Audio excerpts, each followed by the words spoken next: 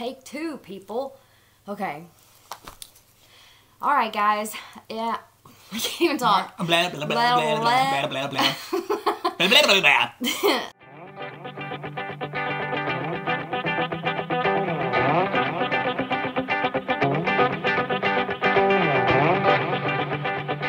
Hey guys, it's Lindsay. Welcome back to my channel, and welcome if you've never been here before. I am back with my good friend Greg Picklesummer. And we are here with Theater Talk. And today we're going to be talking about auditions. We're going to be talking about our own experiences, things that we don't look forward to in auditions because maybe we're not so great at it. And we'd like to give you guys some tips too. And we have quite a few questions to ask, so we're going to get straight to it. So the first question, I'm directing it your way. Okay. What do you do to prepare yourself for an audition for a musical? Well, for musicals, I just think what I would do is I would practice a lot. I would practice with, my singing, get myself warmed up before I go. And just any practice, any, exercises, vocal, physical, mental, just to, when you go in there, you're ready to go, I'm ready to have fun, ready to just go there and have a blast. What about you?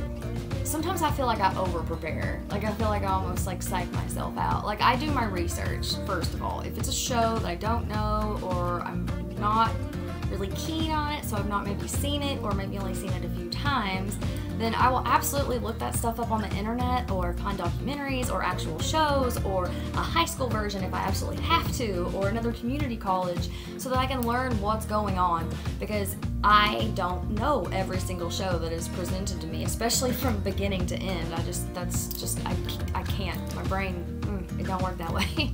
So that, and warming up is huge. Vocally, you have to be warmed up, and if you're gonna be dancing, you have to warm up too. I tend to warm up once I get to the theater before we dance, but if I had to do it before here and she was like, we don't have time, then I would absolutely do it at home before I left, because if not, you're gonna pay for it later and wish you had done some at least stretches, like basic stretches.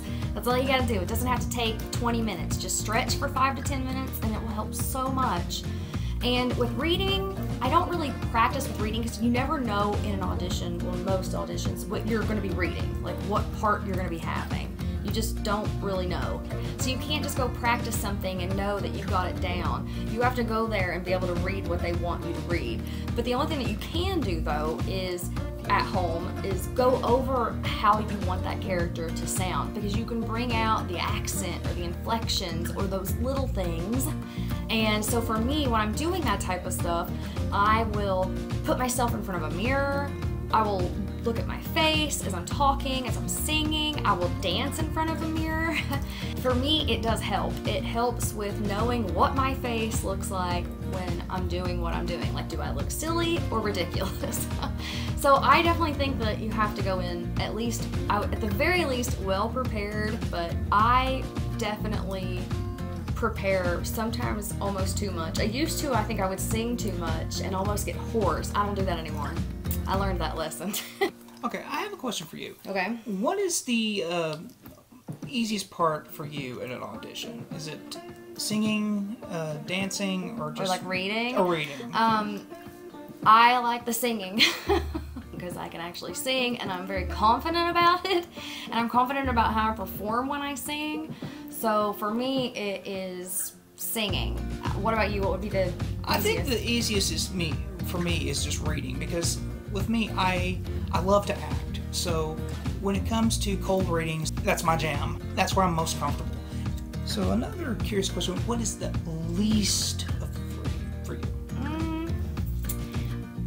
Probably the reading, but my dancing, like I can dance, but it takes me a hot second to pick it up. Just because I danced for so many years, but it was so long ago, like I'm old now. It's totally different.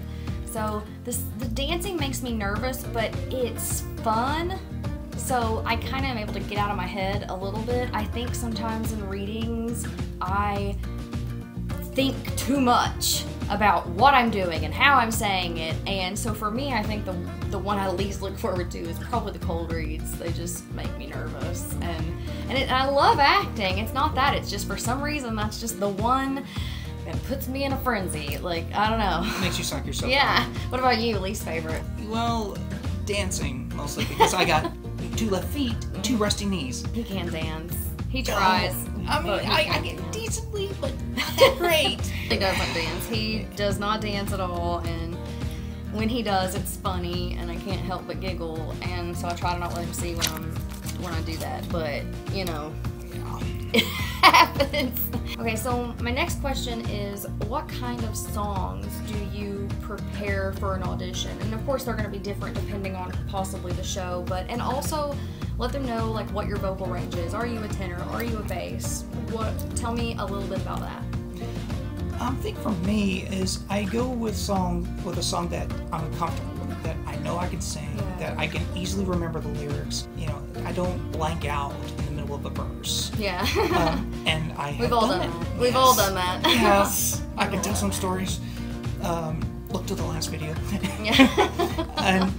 But as long, and not only just because that you're comfortable with it, but that it plays to your vocal abilities from the lowest to the highest. So what range are you then? What do you do best at? I think if I remember, I was tenor. I hit a very high note. That's tenor. My singing skills are very rusty. They're not bad. They're not as bad as your dancing. Well, that's true. That's true. What songs do you use for when you audition? Well, like I said, like with you, it totally depends on the show, but it does need to be a song that you're comfortable with. I mean, everybody has like at least 3 go-to songs that you know you can go in there and you can sing it and it's gonna be great. You can't just have one though. Like, you have to have a few. You have to find out multiple songs that fit your range. I am a mezzo-soprano. I can sing some soprano, I can sing alto and lower, but mezzo-soprano is right in my perfect belty range. Like, that's exactly where I love it. It's exactly where I love to sing at. For me, I'm making sure that it's fitting for whatever part I'm auditioning for. If it's someone who's singing higher and stuff like that, then I'm probably not gonna go for an alto audition song. Like, won't make any sense. They're gonna be like, what are you doing? I like belting. That's just where my voice, it's where I set at, and it just feels right for me, and it's where I enjoy it most. Like I said, I can sing lower and I can sing higher, but mezzo-soprano is where it's at for me. Okay, so right now we're gonna talk about some tips for auditions and one other thing, so we'll get to that in just a second. But for now, we are going to talk about tips that you would give specifically just now for, let's start with singing. Okay, for singing, just lots of warm-ups. Always do warm-ups before you sing, regardless. And also, especially when you do warm-ups with, like, dialect, articulation. Like bumblebee, bumblebee, Exactly. bumblebee. Or tongue twisters, like, you know, he bangs his fists against the post. And Or says, the mommy made me mash my M&Ms, oh my. That one. Or the, shoot, I'm trying to remember the verse where it's about a teapot. I don't know if I know that one. Yeah, I don't know if I know about a teapot. Tips for auditions for singing. Like I said, just pick something in your range and don't audition for a part that you can't sing. If you are an alto and you're like, oh, but I want to play this part and she's this beautiful soprano, you can't do that. It just doesn't work. It just doesn't work at all. And it's gonna look bad. I mean, you have to be knowledgeable about what you're walking into, or they're gonna be like, this person put no thought and no care into it. So the more you put thought into, just like I said though, you can't overthink it, because that happens to me sometimes, and it will happen because, like, I'm a perfectionist. Last video I said all about that, and I am, and I can't help it.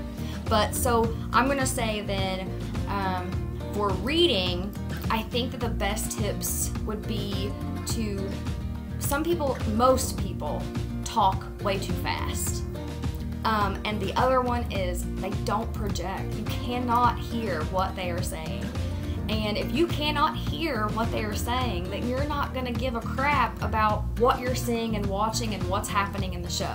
If they don't know what you're singing about or what you're saying, the audience is gonna be like, I have no idea what's going on. You have to project. Even with a mic on, you have to project. Because if your mic goes out and you're on stage, You're in a big theater. You might be screaming some lines, and guess what? If you don't, nobody is going to hear a word you say. So you assume that the mics are not going to break, but you also have to go, but if they do, I need to be loud enough so that people can hear me. So definitely for auditions. Is there anything else you can think of for reading? I think for projection-wise, one advice a teacher gave me was have a friend be at the very back of the theater and just practice projection. If they can hear you, then you're good. You're fine. But I do agree that projection is very key, because if the directors at the auditions cannot hear what you're saying, or they can't understand what you're saying, then they're not going to cast you. Exactly, they're not going to cast you You're at all. not going to get cast. They have to understand you. Yeah, especially if you go by too fast, they're going to be scratching their heads like, okay, what did he just say? I couldn't catch it. Because it's definitely bad enough if like the audience can't understand, but if you can't even make sense in front of the director during an audition, you're screwed. Okay, so the last one then is dancing. I'm out. Sorry, guys. Prepare for dance auditions. The best thing to do, well, if you've been given a snippet, or maybe you've been kind of like I had been to a workshop, like an audition workshop, they will maybe give you, like, it was only the tap dance though, which I did an audition with, and so I wouldn't have known it anyway. And then like our auditions tonight, we did hip hop, and that was interesting for theater. Never seen that before. It was fun, but it was interesting. Watching all these people from this area try to like body pop, okay? Like, no. And he didn't audition, but he was there for watching. But you have to stretch. You have to stretch, you have to stretch, you have to stretch. And if you have been given a video or a snippet of something that somebody wants you to see or learn, sit at home and do all of it that you can until it drives you crazy. And then that's when you stop. But if you're just going in, you don't know what you're doing. You really, other than warming up, you can't really prepare for a dance audition unless you've already been taught the choreography and they were like, okay, come back in a week later, and I've never seen that in my life. So maybe like professionally in big shows, I'm sure, but not in community theater that I am aware of at all. You just have to be prepared. You have to do your research. You have to know what you're doing, what you're singing for, what you're auditioning for must make sense, and they have to hear you. And if you're talking too fast, that's another reason they won't. Because I talk really fast, and I have to remind myself when I'm reading to slow down. This is why I overthink reading. See, right there is a perfect example. I overthink it. But I can definitely agree with you about going too fast, because there's been times where I would do a monologue, and when you get nervous, you just like, you hit fast forward. And there's been a lot of times it's like, Greg, slow down. So just keep it at a steady pace. Okay, so the last thing that I want to talk about as far as tips go, which is kind of common sense and maturity combined, but it's how you finally handle seeing the cast list when it gets posted, or when you get called or not called, or whatever you're doing. If you get the part you were wanting, or get a part that you were wanting because you maybe, tried for 2 or 3 different parts, then that's awesome. Congrats, celebrate, tell everybody, be totally thrilled and happy for yourself, because you should be. But if you say you got cast, but you didn't get the character that you wanted, look, okay, you're allowed to be bummed, you're allowed to be upset, you're allowed to go home and cry your eyeballs out while you take a shower before you go to bed that night, so nobody sees you crying. You can throw a tantrum when you get home, but for the love of God, don't sit in people's faces that are your peers, or the people that you share a stage with or backstage with, and go, oh, I should have got that. I deserved it. I sang it better, and I know because I heard so-and-so, blah, blah, blah, blah, blah. You can be upset. You can be bummed. You can be depressed and distraught, and you can talk about it. I mean, I'm not afraid to say that I auditioned for Ursula, and I'm totally bummed out about it. It is a whole cast, and they cast it for a reason, and even though we don't always agree with casting, most of the time in the end, it's a good show, and most of the time, the right people were picked. So yeah, I'm sad about it, but I would never ever in my life, but deal with it. Then don't accept your part. If it's that bad and it's that hard on you, then just be like, I'm not going to accept this role. What do you think about it? I think just remain very professional. There you the go. most important thing. I'm very simple. I'm happy to get a part at all, because in the professional world, I like to get the leads, but yeah, it happens. You can't be every lead. You can't be. That's the other thing is the same person cannot be every lead, because not the same person can play every character the way that it needs to be played or the way it's written to be played. So you don't want to see the same people over and over. Just in a short and simple term, just treat it as you would at a job. If you don't get the part you want, because if you go out in the professional world, like if you get a part in a TV show, if it's small, hey, it's a start. So, you won't have a professional world if you're getting on social media and you're talking terrible about companies and theater and specific people. You will not have a future. It is so much better to be like, oh man, that sucked, but like, I'm gonna support it, you know? So just be mature about it. And I understand when you're young and your kid, you know, you get your feelings hurt and it sucks and all that stuff, but don't give up. Maybe you're young, maybe it's your first audition and they didn't really know what you could do yet, you know, join a junior show. Maybe you can learn a little bit, like they said at the Paramount today, you can learn a little bit, and that way when you come back for a bigger show that's not junior, you'll have an idea of what's going on. So that would be another thing to prepare that we did not mention, would definitely be, especially if you're young, do a junior show. It's the best way to get acclimated to all of it. The dancing, the music, the acting, the reading, all of it. So if you're young and you haven't done theater, start with a local junior show. If you're near any big city, you're gonna find theater companies.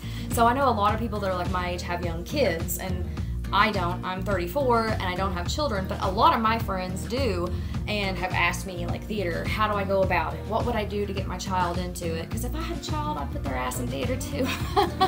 But I hope you guys take into consideration a couple of the tips that we said here at the end, and we will probably be back in about a week, because I would like to do this weekly now. We're gonna end this, and I will talk to you guys soon, and we will see you soon. So, bye!